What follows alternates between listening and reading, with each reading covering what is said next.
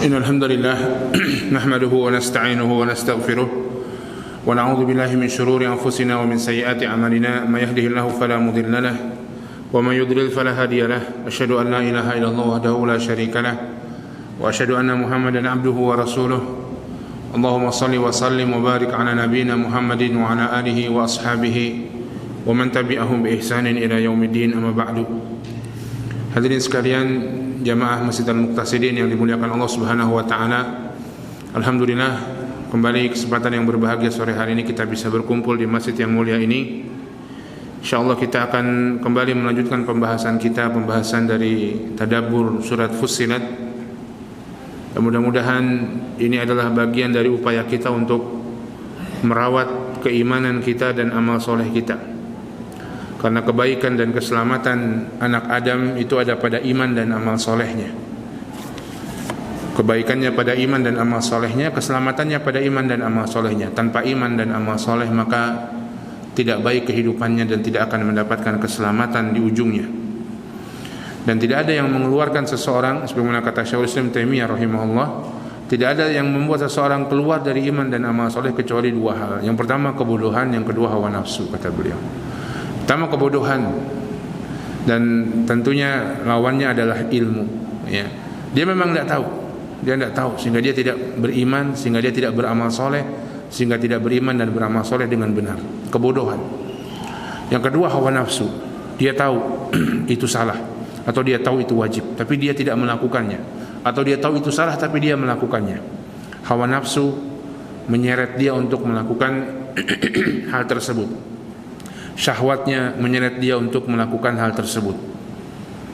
Allah mengatakan di ayat yang lain, afara'aita man ittakhadha ilahahu hawahu wa adallahu Allahu ala ilmin wa khatama ala sam'ihi wa qalbihi wa ja'ala ala basarihi ghishawah fama yahdihi min ba'dillah. Apakah engkau melihat orang yang menjadikan hawa nafsunya sebagai tuhannya? Wa adallahu Allahu ala ilmin, Allah sesatkan dia di atas ilmu. Dia berilmu tapi sesat. Karena dia tidak mengamalkan ilmunya, tidak melakukan perkara-perkara yang sesuai dengan konsekuensi ilmunya. Dia menyimpang dari itu. Dan begitulah adallahu Allahu ala ilmin, khatama ala sam'ihi wa qalbihi. Allah menutup matanya, menutup pendengarannya, menutup hatinya. Wa ja'ala ala basarihi ghishawah, Allah berikan penghalang pada matanya. Wa liyadzubillah. Ya, dia berilmu tapi tidak mendapatkan petunjuk untuk apa? Untuk beramal soleh. Ya, karena syahwatnya, karena hawa nafsunya. Kedua perkara ini, yang pertama kebodohan, kita lawan dengan ilmu, dan mudah-mudahan ini kita belajar di kesempatan sore hari ini dan kesempatan-kesempatan lainnya adalah bagian dari merawat iman dan amal soleh tersebut. Sebagaimana hawa nafsu dilawan dengan mujahadah, sungguh-sungguh seseorang itu melawan hawa nafsunya. Maka Allah mengatakan tentang Nabi SAW, wan najmi idza hawa ma dhalla sahibukum wa ma ghawa. Ma dhalla sahibukum wa ma ghawa. Temanmu yaitu Nabi Muhammad SAW, ma dhalla, tidaklah dhalla, tidak sesat, wa ma ghawa, dan tidak pula dia menyimpang. Muhammad tidaklah sesat, atau dhalla di sini sesat yang artinya yang sumbernya adalah kebodohan. Wa ma ghawa, dan tidak pula sesat yang sumbernya adalah penyimpangan hawa nafsu. Ya, maka Nabi SAW disifati selamat dari keduanya, selamat dari kebodohan dan selamat dari hawa nafsu. Ya, maka tentunya kita berusaha untuk mencoba mengikuti jejak beliau alaihi salatu wassalam. Dan di antara amal soleh yang membuat kita selamat dari dua ini, ya belajar. Dengan belajar kita paham, dengan belajar mungkin kita paham, kita diingatkan lagi. Sudah paham, tapi kadang orang sesat karena tidak diingatkan. Tidak ada yang mengingatkan, tidak ada yang menasihatinya. Ya. Maka dengan belajar kita mudah-mudahan paham dan kemudian kita teringat kembali walaupun kita sudah memahaminya. Hadirin sekalian yang dimuliakan Allah Subhanahu wa taala, kita akan melanjutkan kembali pembahasan kita dalam pembahasan surat Fussilat, dan kita akan membahas ayat 34 dan seterusnya. Yang ini merupakan kelanjutan dari sifat-sifat orang-orang yang istiqomah, sebagaimana kelanjutan dari orang-orang yang berdakwah pada ayat sebelumnya. Tafadhol, bisa dibacakan mungkin dari ayat 34 sampai ayat ke-38. Bismillah. Qala Allah Ta'ala fil Qur'anil Karim ba'da a'udzu billahi minasy syaithanir rajim. Wa la tastawil hasanatu wa las sayyi'ah idfa' billati hiya ahsanu fa idzal ladzi bainaka wa bainahu 'adawatun ka'annahu waliyyun hamim. Wa ma yulaqaha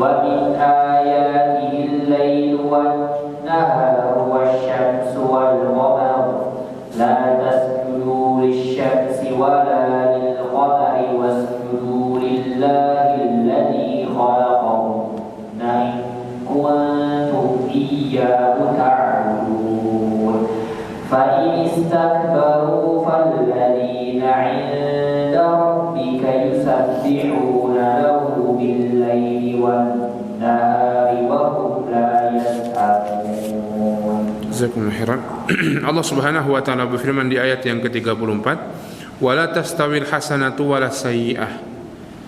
Dan tidaklah sama antara keburukan dengan kebaikan. Idfa' billati hiya ahsan. Balaslah dengan apa yang terbaik. Balaslah keburukan dengan apa yang terbaik. Fa idzal ladzi bainaka wa bainahu adawatun ka'annahu waliyyun hamim. Maka orang yang antara engkau dan dia ada permusuhan, tiba-tiba ka'annahu waliyyun hamim, bisa menjadi seperti teman yang dekat. Subhanallah. Ya. Ayat ini menjelaskan kepada kita tentang kebaikan dan keburukan yang Allah Subhanahu wa taala menyebut itu tidak sama. Nanti akan kita jelaskan dari berbagai macam sisi berbeda. Ya, sebagaimana Allah Subhanahu wa taala dalam ayat ini menyuruh seorang untuk membalas keburukan dengan kebaikan. Dan apa efek dari hal tersebut? Efek dari perkara tersebut. Dan sebutkan ini adalah ayat ini terkait dengan ayat-ayat sebelumnya tentang istiqomah. Ayat ini adalah bagian dari upaya seseorang untuk istiqomah. Ketika seseorang bisa membalas kebaikan dengan keburukan, membalas keburukan dengan kebaikan, ya, maka ini akan menjadi penolong seseorang untuk bisa istiqomah dalam kehidupannya.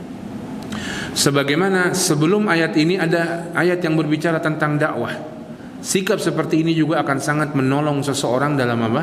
Dalam dakwahnya, dalam berdakwah. Sikap untuk tidak membalas keburukan dengan keburukan, tapi membalas kebaikan dengan keburukan akan membuat seseorang akan menghasilkan buah dakwah yang besar. Dan itu yang dilakukan para nabi dan rasul. Wabil khusus nabi kita Nabi Muhammad sallallahu alaihi wasallam. Ya. Allah Subhanahu wa taala berfirman, "Wala tastawil hasanatu walas sayyi'ah." Dan tidak sama antara keburukan dengan kebaikan. Allah membuka dengan ini agar kita berpikir, agar kita merenung. Tidak sama antara keburukan dan kebaikan, jelas tidak sama. Tidak sama amalnya. Amal keburukan dengan amal kebaikan tidak sama. Ya. Tidak sama amal seseorang yang berbuat keburukan dengan yang berbuat kebaikan. Katakanlah amalnya sama, tapi ada yang membedakan, yaitu niatnya. Ya, boleh jadi seseorang melakukan satu amalan yang zahirnya sama, tapi masing-masing punya niat yang berbeda. Yang satu baik, yang satu buruk, sehingga keduanya bagaikan bumi dan langit. Ya. Allah Subhanahu wa taala berfirman ketika Nabi Yusuf alaihi salam dikejar-kejar oleh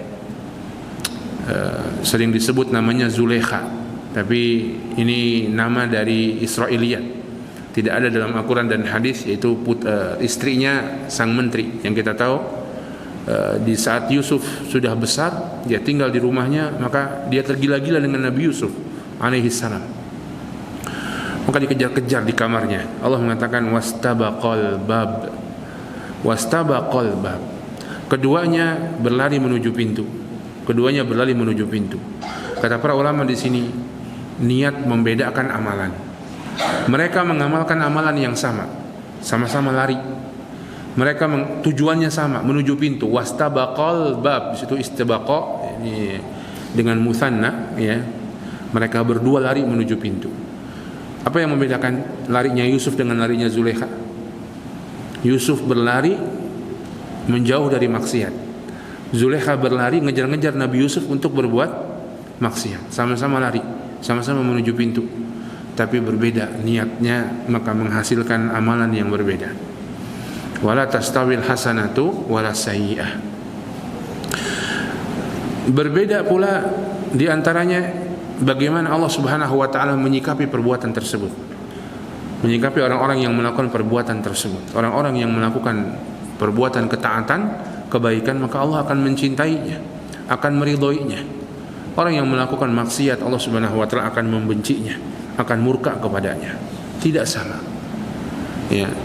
Tidak sama juga tentunya balasannya di sisi Allah Subhanahu wa ta'ala. Orang yang berbuat maksiat, orang yang berbuat kebaikan, beramal soleh, akan mendapatkan kebaikan di dunia dan akhirat. Orang yang berbuat maksiat akan mendapatkan kejelekan di dunia dan akhirat jika dia tidak bertaubat dan Allah tidak mengampuninya, dan jika Allah tidak mengampuninya, ya. Sebagaimana tidak sama tidak sama pula efeknya, baik pada diri dia sendiri maupun orang lain. Efek perbuatan dosa bagi diri seseorang dengan efek amal soleh bagi diri seseorang tidak akan sama. Amal soleh akan menambah keimanan. Amal soleh membuat seorang semangat. Amal soleh membuat seorang istiqomah. Sementara kemaksiatan membuat seseorang semakin turun imannya, semakin jauh dari Allah Subhanahu wa ta'ala, semakin sesat, semakin mencintai mungkin maksiat. Na'udzubillah, ya. Sebagaimana tidak sama efeknya kepada orang lain. Kepada orang lain tidak sama, atau kepada pihak-pihak lainnya. Orang berbuat kebaikan kepada keluarganya, maka keluarganya akan tumbuh dengan baik, anaknya akan tumbuh dengan baik, istrinya akan menjadi seorang istri yang baik. Tapi ketika seorang kepala keluarga berbuat keburukan kepada keluarganya, dia mencari rizki dari yang haram, ya, sehingga keluarganya makan makanan yang haram, dia bersikap tidak baik, dia tidak peduli pendidikannya, akan berbeda hasilnya, berbeda efeknya. Hatta seorang ulama pernah mengatakan, aku bisa melihat efek dari maksiat pada tungganganku, pada keledaiku, pada tungganganku. Kalau bermaksiat, tunggangannya jadi susah untuk dikontrol, dikendalikan, ya. Ketika dia berbuat maksiat, tunggangannya jadi susah untuk dikendalikan, ya. Seorang ulama salaf pernah mengatakan demikian, subhanallah, ya. Karena sensitifnya perasaan mereka, ya. Kita karena saking tidak sensitifnya, kita mungkin tidak merasakan begitu, ya, hal tersebut. Motor sama aja, naik motor ya gini-gini juga, ya. Demikian pula tidak sama effortnya orang berbuat ketaatan dengan orang berbuat maksiat. Orang berbuat ketaatan punya effort yang berat, ya. Sebagian ketaatan begitu, orang haji insya Allah keluar uang, keluar tenaga, sabarannya, ya. Orang foya-foya, orang melakukan hura-hura, dugem dan lain sebagainya, maka dia mengikuti hawa nafsunya. Tidak sama, ya. Tidak sama dari berbagai sisi. Wala tastawil hasanatu wala sayyi'ah, ya. Tidak sama kebaikan dengan keburukan, tidak sama. Maka tidak boleh kita menyamakannya. Ada yang menafsirkan as-sayyi'ah di sini al-hasanah, di sini tauhid, as-sayyi'ah adalah asyirk, ya. Ada yang menafsirkan al-hasanah at-ta'ah, ketaatan, as-sayyi'ah al-maksiyah. Semuanya masuk, bisa masuk, ya. Tauhid dan syirik tidak sama, ketaatan dan kemaksiatan tidak sama, bid'ah dan mengikuti sunnah tidak sama, ya. Apalagi pelit dan dermawan tidak sama, sombong dan tawadhu tidak sama. Wala tastawil hasanatu wala sayyi'ah. Ini sebuah kaidah kehidupan, kita katakan, bukan sekedar kaidah bagi seorang muslim, bahkan bagi kehidupan. Tidak sama antara kebaikan dengan keburukan. Maka waspadalah kalau kita berbuat keburukan, ya. Dan gembiralah dan termotivasilah ketika ada peluang berbuat kebaikan, ya, tidak sama hasilnya. Dan Allah Subhanahu wa taala Maha detail hisabnya. Ada orang berbuat kebaikan plus keburukan. Bagaimana hisabnya? Allah Maha detail.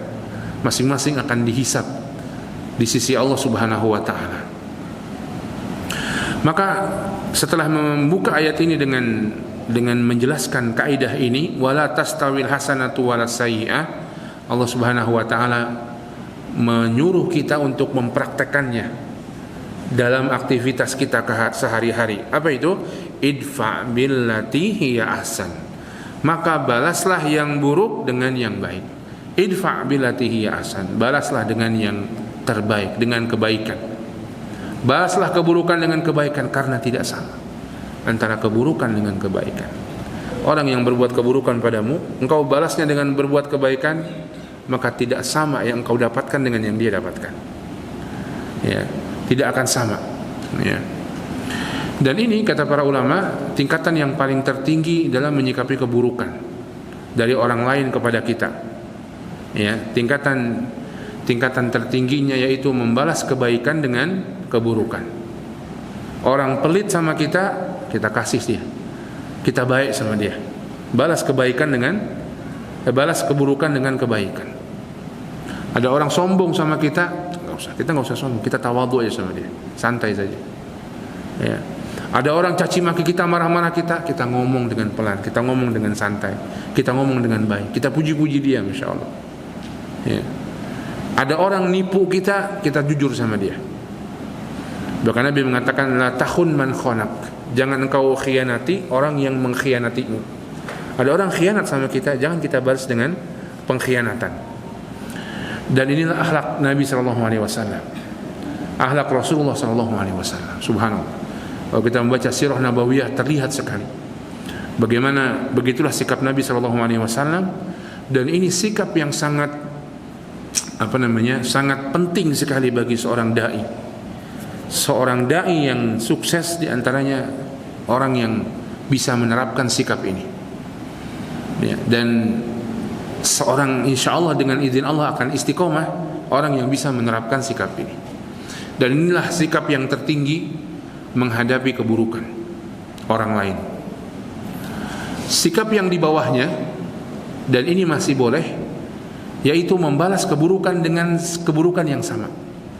Membalas keburukan dengan apa?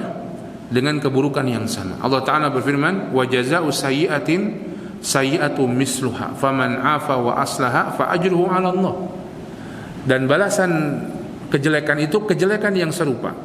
Tapi barang siapa yang memaafkan, barang siapa yang memperbaiki, fa ajruhu 'ala Allah. Pahalanya di sisi Allah Subhanahu wa taala. Membalas keburukan dengan keburukan yang setimpal diperbolehkan. Dalam syariat kita ada qisas. Ya. Dalam syariat kita ada qisas, ada mengembalikan harta orang yang dizalimi dan lain sebagainya. Kalaupun di dunia tidak bisa tertunaikan balasan tersebut, kita bisa minta kepada Allah Subhanahu wa taala agar Allah Subhanahu wa taala membalasnya dunia akhirat kepada orang tersebut. Ya. Maka ini masih yang boleh, namun tentunya bukan yang utama. Bukan yang utama. Kemudian respon yang ketiga yang dilarang, yang enggak boleh, yaitu apa? Membalas kezaliman dengan kezaliman yang lebih besar. Antum dipukul sama orang sekali, antum pukul dia 7 kali. Ya, enggak boleh. Ya, antum kuat ya, dipukul sekali, dibalas 7 kali, enggak boleh. Ya. Antum dibilangin sama orang, dikata-katain sama orang, dicaci maki, antum balas dengan caci makian yang lebih berat lagi, enggak boleh. Ya. Sebagaimana juga kalaupun tidak bisa terbalas di kezaliman ini juga bisa jadi dalam bentuk doa. Ini hati-hati juga ya. Boleh kita minta sama Allah Subhanahu wa taala agar Allah membalas kezaliman orang yang zalim sama kita. Tapi mintalah balasan kezaliman yang setimpal. Ya. Kalau mau gampangnya, ya Allah balaslah orang itu dengan balasan yang setimpal, begitu. Ya. Kalau mau yang setimpal. Kalau mau minta sama Allah untuk membalas kezaliman, dan doa orang yang dizalimi, kata Nabi SAW, laisa bainaha wa bainallahi hijab. Tidak ada hijab antara dia dengan Allah, hatta orang kafir sekali. Karena mengabulkan doa itu hak rububiyah. Sebagaimana Allah memberikan rezeki sama manusia semuanya, Allah juga mengabulkan doa semua manusia. Ya. Jangan sampai kita doa dengan doa yang zalim, hati-hati. Ya, doa dengan doa yang zalim. Sendal kita hilang di masjid, ya Allah, ada yang nyuri misalnya, ya Allah balaslah dengan balasan yang setimpal, cukup. Atau kalau mau, ya Allah jadikan orang itu kehilangan sebagaimana kehilangan yang aku rasakan. Jadikan bagi orang itu kehilangan sebagaimana kehilangan yang aku rasakan. Atau kehilangan sendal juga. Ya, tapi sendal dia murah gimana ya, makanya kehilangan yang dia rasakan. Sendal kita mahal yang diambil. Sendal dia mungkin murah, enggak setimpal kehilangan yang dia rasakan. Jangan sampai kita doa sama Allah dengan doa yang lebih berat daripada itu. Doanya bisa berubah jadi kezaliman. Ya Allah, pikir dia sakit kanker sama anak keturunannya 7 turunan sakit kanker enggak sembuh-sembuh, ya Allah. Gara-gara ngambil sendal. Ya, ini doa yang zalim, doa yang melampaui batas. Ya. Nah, ini bagaimana menyikapi keburukan. Dan ini yang disebutkan di ayat ini adalah yang terbaik. Idfa' billati hiya ahsan. Balaslah dengan yang baik. Di bawahnya apa? Balas keburukan dengan keburukan yang semisal. Di bawahnya, dan ini sudah tidak boleh, membalas keburukan dengan keburukan yang lebih besar. Ini enggak boleh. Ya. Idfa' billati hiya ahsan. Balaslah dengan kebaikan yang balaslah keburukan dengan kebaikan. Kemudian Allah sebutkan efeknya, efek hal tersebut. Fa idzal ladzi bainaka wa bainahu adawatun ka'annahu waliyyun hamim. Maka tiba-tiba orang yang antara engkau dengan dia ada permusuhan bisa menjadi waliyun hamim. Wali, orang yang saling dekat, orang yang saling menyayangi. Hamim, orang yang saling menolong, saling dekat dan saling menolong. Subhanallah. Allah rubah hatinya. Ya, Allah rubah hatinya. Ada yang menafsirkan waliun hamim nanti dia akan menjadi penolong kita, dekat dengan kita. Ada juga yang menafsirkan kita yang akan dekat dengan dia. Ya. Allah Subhanahu wa taala mengubah hatinya dengan asbab, dengan sebab apa? Dengan sebab kita membalas keburukan dengan kebaikan. Dan sebagaimana tadi kita katakan, ini sebuah sikap yang sangat penting bagi seorang dai. Ya, seorang dai itu jangan jadi seorang yang pendendam. Ya, kalau dai sudah punya sifat pendendam, ini bahaya. Ketika dia mendapatkan keburukan dari orang lain, dan seorang dai itu akan mendapatkan keburukan dari orang lain. Mungkin digibahi, mungkin difitnah, mungkin dicaci maki dan lain sebagainya.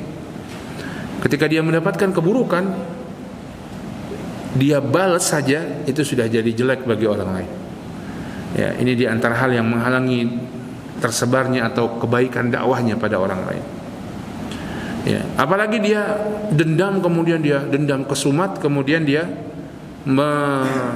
membalasnya dengan melampaui batas. Orang akan jatuh marwahnya di hadapan orang lain. Ya, yang terbaik seorang dai itu, masya Allah, dia dicaci maki, dia balas dengan kebaikan.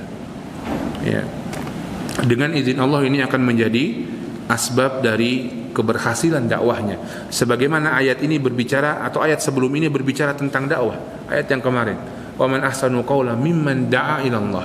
Siapa yang lebih baik perkataannya dari orang-orang yang menyuruh manusia ke jalan Allah Subhanahu wa taala. Ya, maka munasabahnya adalah, atau keterkaitan ayat ini dengan ayat sebelumnya, ini adalah sikap yang luar biasa, yang penting dimiliki oleh seorang dai. Sebagaimana sikap ini akan membantu istiqomah.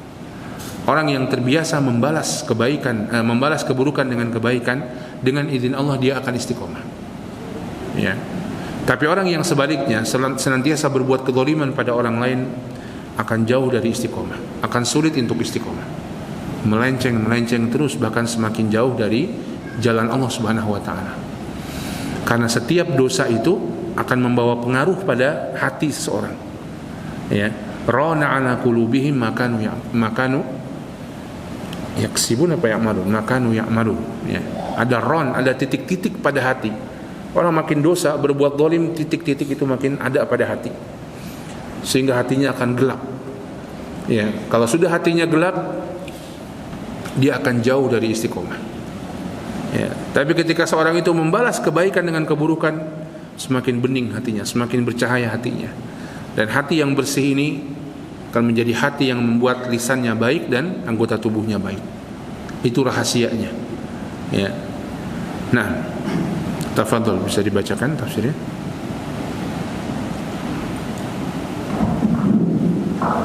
قال المؤلف رحمه الله تعالى ولا يستوي فعل الحسنات والطاعات التي ترضى الله ولا فعل السيئات والمعاصي التي تسقطه ادفع بالخصلة التي أحسن إساءة من أساء إليك من الناس فإذا الذي بينك وبينه عداوة سابقة إذا دفعت إساءته بالإحسان إليه كأنه قريب شفيق. ولا يستوي فعل الحسنات والطاعات التي ترضي الله. Dan tidak sama perbuatan amal-amal kebaikan dan ketaatan yang itu mendatangkan keridhaan Allah Subhanahu wa taala. Wala fi'lu sayyiati wal ma'asi allati tuskhituhu. Dan tidak sama dengan perbuatan-perbuatan keburukan dan kemaksiatan yang itu mendatangkan kemurkaan Allah. Tadi kita sebutkan, tidak sama perlakuan Allah kepadanya.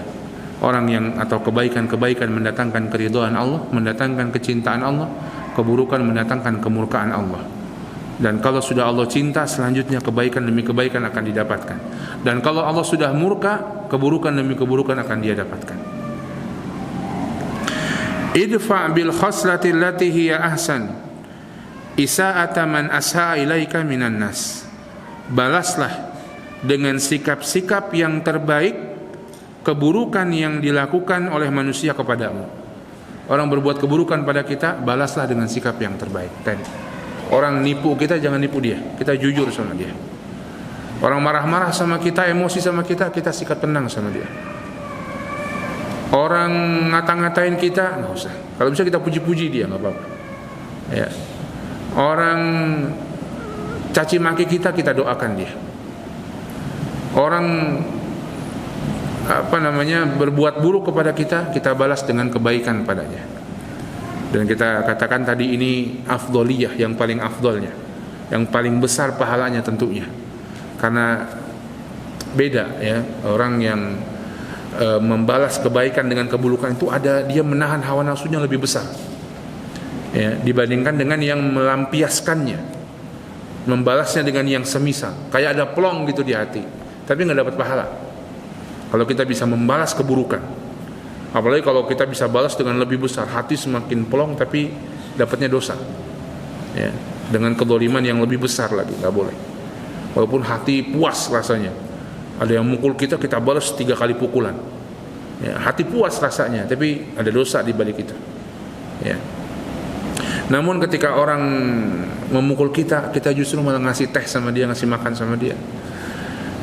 Ketika mau melakukannya ada rasa susah pasti, tapi insya Allah nanti setelah itu akan ada rasa kenikmatan yang besar yang akan dirasakan oleh orang yang berbuat seperti itu ya. Fa idzal ladzi bainaka wa bainahu adawatun sabiqatun, maka siapa yang di antara engkau dan dia ada permusuhan sebelumnya, idza dafa'ta isa'atahu bil ihsani ilaihi, apabila engkau membalas keburukannya dengan perbuatan baik padanya, ka'annahu qaribun syafiq, seperti qarib teman dekat, syafiq seperti saudara ya. Subhanallah ya, ini perintah Allah Subhanahu wa taala kepada orang-orang yang atau kepada orang-orang beriman. Dan ini tadi sebab sebab suksesnya dakwah, sebagaimana ini sebab seseorang bisa istiqomah. Namun Allah Subhanahu wa taala menyebutkan di ayat yang ke-35, wa ma yulaqqaha illa alladziina sabaru wa ma yulaqqaha illa dzu haddin 'adzim. Dan tidaklah diberikan hal seperti itu melainkan orang-orang yang sabar. Dan tidaklah diberikan hal seperti itu melainkan orang-orang yang mendapatkan bagian yang besar, bagian kebaikan yang besar. Allah sebut dalam ayat ini orang yang seperti itu, yang bisa begitu adalah orang-orang yang sabar dan orang yang seperti itu adalah orang yang mendapatkan bagian dari kebaikan yang sangat besar. Subhanallah. Ya. Wa ma yulaqaha illa alladziina sabaru, dan tidak ada yang mendapatkannya kecuali orang-orang yang sabar. Ada dua tafsiran para ulama tentang yulaqaha, dhamir haknya kemana? Ada yang mengatakan haknya ke sifat, sebagaimana ini tafsiran jumhur ulama, dan tidaklah diberikan sifat seperti itu. Sifat apa? Sifat apa? Sifat membalas keburukan dengan kebaikan, kecuali orang-orang yang sabar. Ada juga yang menafsirkan wa ma yulaqqal jannah, dan tidaklah diberikan surga melainkan orang-orang yang sabar. Ada yang menafsirkan juga haknya kembali ke jannah. Ya. Wallahu alam, keduanya bisa diambil. Ya, karena sikap itu akan melahirkan jannah, akan melahirkan balasan berupa jannah. Sikap orang yang membalas keburukan dengan kebaikan akan melahirkan surga. Wa ma yulaqqaha illa alladziina sabaru, dan tidaklah bersikap demikian kecuali orang-orang yang sabar. Sabar menahan diri untuk tidak melampaui batas. Karenanya sabar ini wajib. Ya, sabar ini wajib hukumnya. Menahan diri untuk tidak melampaui batas. Padahal yang dilakukan orang ini bukan sekedar tidak melampaui batas, justru yang paling afdal. Maka apa maksudnya? Sebagian ulama menafsirkan pintu masuk seseorang bisa seperti ini, bisa menjadi orang yang membalas keburukan dengan kebaikan, pintu masuknya adalah sabar. Adalah sabar. Ya. Dia tidak melampaui batas dalam pembalasan. Kalaupun dia mau membalas, pintu masuknya dari situ. Nanti setelah itu dia semakin besar, semakin besar, semakin besar. Bukan hanya dia bersabar dengan melakukan yang boleh, dia pun nanti akan menahan diri untuk melakukan yang bukan hanya dia menahan diri untuk melakukan yang tidak boleh, dan itu sabar, batasnya itu kewajiban setiap orang untuk sabar. Dia pun akan menahan diri untuk melakukan perkara-perkara yang boleh demi kemaslahatan yang besar, yaitu tadi membalas keburukan dengan yang setimpal demi kemaslahatan yang besar. Dia akan menahan diri, dan pintu masuknya adalah sabar. Kalau sudah bisa sabar, ya, dengan menahan diri pada hal-hal yang diperbolehkan, maka insya Allah akan semakin kesana, semakin baik.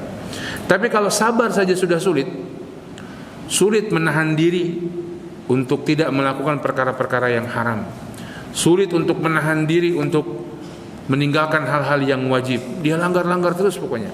Ini sulit orang untuk bisa sampai pada level apa?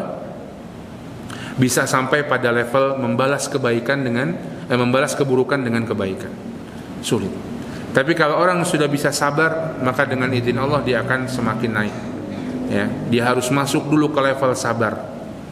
Yaitu orang itu menahan diri untuk tidak melakukan perkara-perkara yang dilarang oleh Allah Subhanahu wa taala. Maka Allah sebutkan wa ma yulaqaha illal ladzina sabaru, dan tidaklah diberikan sikap seperti ini melainkan orang-orang yang punya level kesabaran, sehingga dia pun akan semakin tinggi sampai diberikan level ini, level di mana dia membalas keburukan orang lain dengan kebaikan. Ya. Kemudian Allah mengulang lagi, seakan-akan ingin menegaskan, ya, wa ma yulaqaha illa dzu hadzin adzim, dan tidaklah diberikan itunya sama, tadi ulama berbeda pendapat, itunya yaitu sifat tadi atau surga maksudnya, atau dua-duanya bisa masuk. Ya, dalam menafsirkan Al-Qur'an kalau ada perbedaan tafsiran dan semuanya bisa masuk, maka semuanya dipakai. Semuanya bisa dipakai. Ya. Maka tidaklah diberikan surga atau tidaklah diberikan sikap itu. Sikap apa? Sikap bisa membalas kebaikan dengan bisa membalas keburukan dengan kebaikan. Tidaklah diberikan sikap itu illa dzu hadzin azim, kecuali orang yang mendapatkan bagian kebaikan yang sangat besar. Subhanallah. Ya. Allah mengatakan dalam ayat yang lain, yu'til hikmata may yasha. Ya, wa man yu'til hikmata may yasha. Gimana? Wa man yu'tal hikmata faqad utiya khairan katsira. Ya, Allah memberikan hikmah kepada siapa yang Allah kehendaki. Siapa yang diberikan hikmah, sungguh dia telah diberikan kebaikan yang besar. Ya. Di antara sikap hikmah sikap ini, dia menahan diri untuk melakukan yang boleh padahal masih boleh, ya, untuk mendapatkan maslahat yang lebih besar. Ya, ini dalam urusan dunia pun kadang-kadang hal seperti ini diperlukan. Ya, orang akan terlihat levelnya dalam urusan dunia ini, kalau kita bicara urusan dunia, ya, akan terlihat levelnya ketika dia bisa seperti ini, bukan hanya sekedar yang boleh-boleh saja, bukan hanya sekedar menahan diri dari yang nggak boleh-boleh saja, menahan diri dari yang boleh untuk mendapatkan maslahat yang lebih besar. Ya, orang bisnis misalnya, ya, bukan sekedar dia yang nggak boleh-boleh, dia akan ada boleh, tapi saya nggak mau yang ini, saya tidak akan pengen mengambil yang ini karena itu akan menghalangi saya untuk mengambil yang lebih besar. Ini lebih besar daripada saya ngambil yang ini. Ya, orang misalnya apa lagi? Misalnya orang yang perhatian dengan kesehatannya misalnya, dia bukan hanya tidak makan makanan yang buruk saja, dia akan pilih-pilih makanan yang baik pun dia akan pilih-pilih demi menjaga apa? Demi menjaga kesehatan dan kebugaran tubuhnya. Bukan hanya sekedar dia tidak makan makanan yang buruk bagi kesehatannya, bahkan yang baik saja dia akan pilih-pilih mana yang lebih baik. Ya. Maka begitulah, ya, level seseorang itu, diantaranya kalau seseorang itu sudah bisa menahan diri dari yang boleh untuk mendapatkan sesuatu yang lebih besar. Dan diantara latihannya puasa. Ya, diantara latihannya itu ada dalam apa? Dalam ibadah puasa. Menahan diri dari makan, dari minum, dari berjima di siang hari, padahal itu aslinya dibolehkan untuk mendapatkan sesuatu yang lebih besar, yaitu keridhaan Allah Subhanahu wa taala. Dan kita dipaksa untuk seperti itu. Ya, dipaksa untuk menjadi orang yang lebih berkualitas. Bukan hanya sekedar menahan diri dari yang haram saja, yang boleh untuk mendapatkan sesuatu yang lebih besar. Ya. Maka illa dzu hadzin azim, kecuali orang itu mendapatkan bagian kebaikan yang sangat besar. Kebaikan yang sangat besar di dunia, sikap itu akan membawa kebaikan yang besar bagi dia, dan kebaikan yang besar tentunya di akhirat. Ya, kebaikan yang besar di akhirat. Dibacakan tafsirnya.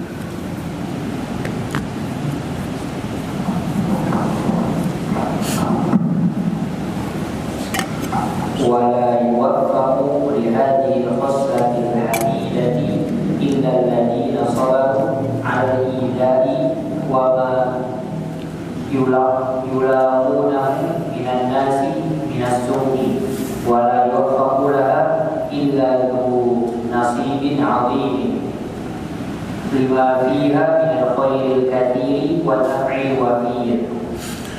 Wala yuwaffiqu li hadhihi al-khaslatil hamidah, dan tidaklah diberi taufik untuk mendapatkan sikap yang terpuji ini illal ladzina sabaru, kecuali orang-orang yang sabar.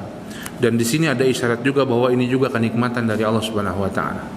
Ini kenikmatan dari Allah Subhanahu wa taala kepada orang tersebut, ya. Illal ladzina sabaru 'alal idza, kecuali orang-orang yang sabar atas segala gangguan yang dia dapatkan. Wa ma yulaqunahu minan nasi minasu, dan apa yang dia jumpai dari keburukan-keburukan yang dilakukan manusia. Dan ini pun kata orang sesuai dengan jam terbangnya, kesabaran ini memang perlu dilatih. Ya, kesabaran itu memang perlu dilatih. Ya, dilatih dengan apa? Tentunya bukan dengan kita cari masalah, bukan. Ketika kita menghadapi masalah, menjernihkan pikiran. Ya, semakin kita berusaha atau semakin kita berusaha untuk sabar ketika menghadapi masalah-masalah yang ada, berusaha berpikir jernih, kita akan terbiasa seperti itu. Dan ini butuh latihan. Ya, butuh latihan. Wala yuwaffiqu laha illa dzu nasibin azim, dan tidaklah diberikan taufik untuk mendapatkan sifat tersebut illa dzu nasibin azim, kecuali orang yang memiliki bagian yang besar dari kebaikan. Lima fiha minal khairil katsir, karena di dalamnya ada kebaikan yang banyak, wa naf'il wafir, dan manfaat yang besar. Kebaikan yang banyak, baik bagi dirinya maupun bagi orang lain, baik dalam urusan dunianya maupun dalam urusan akhiratnya. Demikian pula manfaat yang besar, baik bagi dirinya maupun orang lain, baik dalam urusan dunianya maupun dalam urusan akhiratnya. Dan tentunya tadi ya, yang seperti ini kita bisa dapatkan dengan berdoa kepada Allah Subhanahu wa taala, sebagaimana kita bisa dapatkan juga dengan belajar ya, kita mengilmui tentang betapa besarnya pahala bagi orang-orang yang sabar atau pahala bagi orang-orang yang ridha ya. Kita juga dengan jam terbang tadi ya, dengan kita berusaha untuk menahan diri kita, bersabar dalam setiap keadaan, dan kita berusaha untuk melakukan yang terbaik dan yang lebih baik dalam banyak hal ya. Kita berusaha ya, dan itu kalau dalam bahasa ilmu dunia kan ada added value ya, ada nilai tambah. Sesuatu itu ketika punya nilai tambah, maka dia biasanya akan lebih dicari orang lain dibandingkan dengan dengan kompetitornya ya. Maka seorang muslim yang memiliki added value, maka dia akan mulia di sisi Allah, mulia pula di mata manusia ya. Maka diantaranya tadi kita mencoba untuk melakukan lebih dari yang seharusnya kita lakukan. Bukan hanya kita meninggalkan yang tidak baik, tapi kita pilih-pilih yang terbaik ya. Ketika kita pun misalnya ada sebuah kewajiban yang sudah disepakati bersama, bukan hanya sekedar kita melakukan kewajiban-kewajiban tersebut, tapi kita pun menambah dengan hal-hal lain yang di luar kewajiban tersebut. Di antaranya dengan kita banyak mengerjakan amalan-amalan sunnah. Ini pun hubungan kita dengan Allah Subhanahu wa taala. Orang yang banyak mengerjakan amalan-amalan sunnah ini pun insya Allah akan diberikan sikap seperti ini, dan akan diberikan keistiqomahan juga ya. Orang yang banyak mengerjakan amalan sunnah karena dia menjadi benteng bagi amalan-amalan wajibnya. Kalau orang biasa mengamalkan amalan sunnah, qadarullah satu waktu dia lagi futur, lagi malas, maka yang akan dia tinggalkan amalan sunnahnya. Amalan wajibnya masih selamat ya.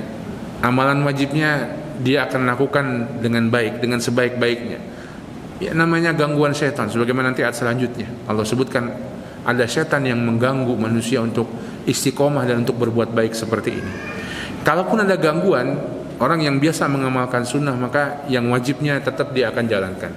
Tapi kalau orang nggak punya benteng dengan amalan sunnah, ada futur, amalan wajibnya akan dia tinggalkan atau tidak dia lakukan dengan sempurna.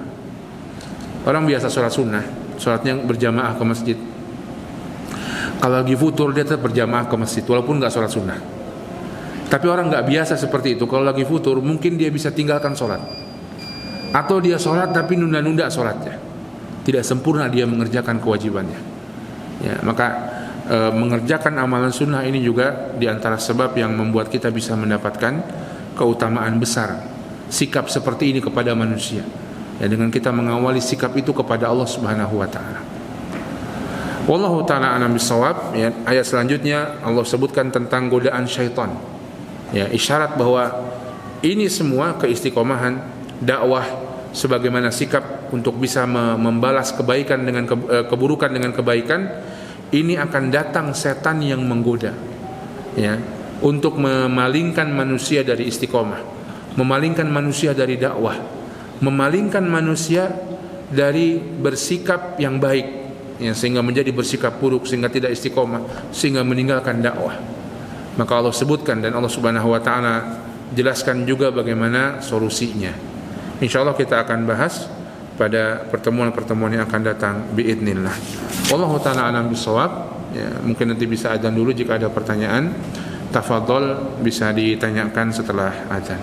Wa sallallahu ala nabiyyina Muhammadin wa ala alihi washabihi wasallam. Walhamdulillahirabbil alamin. Baik, selanjutnya kita masuk di sesi tanya jawab. Bagi jamaah yang bertanya dapat bertanya secara langsung. Fadhil. Assalamualaikum warahmatullahi wabarakatuh. Ini ya masalah ini apa kayak ada teman anak ini ya secara langsung sudah tidak ada ya apa ya pokoknya ada satu ada yang kurang itu jadi bikin segala macam kayak minggu anak gitu. Terus suatu ketika dia itu di grup dia kayak ada juga sangat balas ya, karena langsung kayak guncang itu ya, mungkin dia sama apa saya guncang itu sampai bahkan sampai luar dulu. Apakah ada lebih sulit dari dia atau gimana sih? Terus ada juga pertanyaan satu lagi dulu pertama ya mungkin namanya belum haji sering berbuat sulit misalnya untuk orang lain atau jalan raya atau apa gitu kan ya sampai orang yang udah gak kenal lagi itu cara biar kita nanti di akhirat itu sampai mungkin saya nggak dituntut gitu sama orang yang ya mungkin saya kalau pernah minta maaf udah nggak tahu lagi gimana itu. Ya, yang pertama apa namanya, pembalasan yang adil itu bukan melihat pada efek pada orang tersebut, tapi dari isinya, ya, isinya, isi pembalasannya atau konten atau apa ya, pembalasannya itu bagaimana gitu ya, pembalasannya itu bagaimana. Orang mukul antum sekali, antum pukul dia sekali dengan pukulan yang sama, ya, di tempat yang sama, ya. Boleh jadi karena orang itu lebih lemah dia merasakan lebih sakit, tapi itu sudah balasan yang adil, ya. Perbedaannya antum lebih kuat, dia lebih lemah. Orang ngata-ngatain antum berapa kali, antum balas ngatain dia, sebenarnya dia lemah, sehingga ketika antum balas dengan merendahkan dia, maka dia karena dia lebih lemah maka dia lebih goyah begitu. Maka itu Allahu alam sudah atau tidak melampaui batas, ya. Yang kedua, bagaimana kita berbuat kezaliman dengan orang yang kita sudah tidak tahu lagi bagaimananya, ya, bertaubat kepada Allah Subhanahu wa taala. Bertaubat kepada Allah Subhanahu wa taala. Kita tidak tahu, bahkan kita nggak sadar mungkin kita berbuat kezaliman sama orang gitu ya. Ya, bertaubat kepada Allah Subhanahu wa taala. Orang yang betul-betul bertaubat kepada Allah andai pun nanti di yaumil qiyamah dituntut oleh orang-orang lain dan dia tidak sempat untuk membalas atau dibalas kezalimannya atau meminta maaf kepada orang tersebut, maka mudah-mudahan di akhirat nanti akan Allah maafkan. Allah berikan kebaikan yang banyak pada orang tersebut sampai dia ridha. Ini diantaranya dalam hadis disebutkan tentang orang yang mau, kalau orang hutang niatnya nggak bayar, dia hukumnya seperti pencuri nanti di hari kiamat.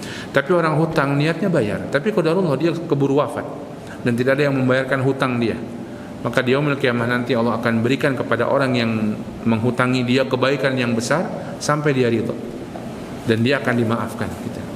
Termasuk tadi kalau kita sudah bertaubat dari kezaliman yang mungkin kita tidak tahu kepada siapa kita harus minta maaf karena orangnya sudah nggak ada, ahli warisnya nggak ada, atau mungkin kita tidak sadar, ya itu tadi, dengan betul-betul bertaubat kepada Allah Subhanahu wa taala.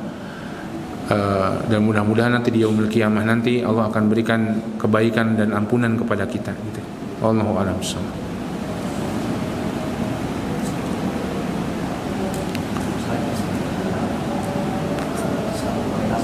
Apa?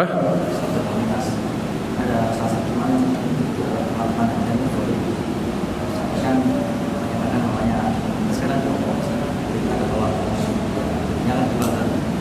Kalau kita mau tentang minta maaf kan mungkin sungkan. Apakah seandainya kita ini memintakan ampun buat orang yang kita mengenal itu bisa, maksudnya ya nanti di akhirat kita memberikan mungkin. Iya, para ulama menjelaskan wabil khusus untuk ghibah, ya, apabila dengan kita sampaikan ada mudarat yang lebih besar, maka boleh seseorang katakanlah tidak langsung menyampaikan sama dia. Ada mudarat yang lebih besar, ya, dia nggak tahu tadinya, itu nggak apa-apa, ya, tapi tetap kita memutihkan nama baik dia dan kita memintakan ampunan untuk dia. Insya Allah itu mencukupi. Kalau ada mudarat yang lebih besar, kalau akhirnya dia tahu, akhirnya kita menggibah, justru akan renggang hubungan, maka ini ada udzur untuk tidak meminta maaf sama dia, tapi tetap memutihkan namanya dan tetap kita mendoakan kebaikan buat dia. Wallahu a'lam bishawab, dan berbuat baik kepada dia juga. Wallahu a'lam bishawab. Menghadapi saudara yang selalu membuat kesadaran, ada saudara di kakak adil, jadi akhirnya selalu dizalimi. setelah selesai itu seperti biasa aja, tiba-tiba sering punya masalah dan kita cuma biar sabar lah. Saya satu rumah, satu adik, jadi dan ibu dan ibu selalu keseriman, selalu yang kakaknya selalu dimanja, kemudian adiknya selalu yang ngurusin semuanya, ngurusin orang tua, dan sampai keluarga pun selalu ada usaha sedikit, selalu yang mengenal ya adik. Lama-lama kan manusia kadang ada pada saat saya sepakat supaya tetap sabar, walaupun nantinya si adik ya bilang sabar terus. Setiap ada masalah nggak pernah ada solusi, tiba-tiba udah baik aja terus ada masalah terus gitu, kayak gitu terus nggak pernah ada penyelesaian setiap ada masalah. Dan sepertinya setiap diminta dialog itu selalu menghindar dan selalu merasa dizolim malah. Dan takutnya kan ada yang dua saudara ya kan terus seteru nggak dapat santunan, takutnya situasi. Iya, menghadapi situasi yang seperti itu tentunya ya bersabar memang ininya. Bersabar, ihtisab, mengharapkan ganjaran dan pahala dari Allah Subhanahu wa taala. Dan memang perlu disampaikan, perlu didiskusikan kepada orang yang mungkin dia tidak paham kondisinya, merasa benar padahal nggak benar begitu. Dia harus dipahami, bagaimanapun harus dipahami. Dan boleh bagi seseorang yang diganggu dan dizalimi terus-menerus oleh orang lain, walaupun itu orang tuanya sendiri, untuk menjauh. Dan wallahu alam ini tidak termasuk bagian dari dosa pada orang tua. Ini untuk orang tua, apalagi dengan saudara begitu ya. Kenapa? Karena dia dizalimi. Posisi dia dizalimi. Kadang-kadang ada seperti itu, orang tua yang zalim sama anaknya. Ada kasus-kasus seperti itu. Boleh nggak sang anak ini menjauh dari orang tuanya? Boleh.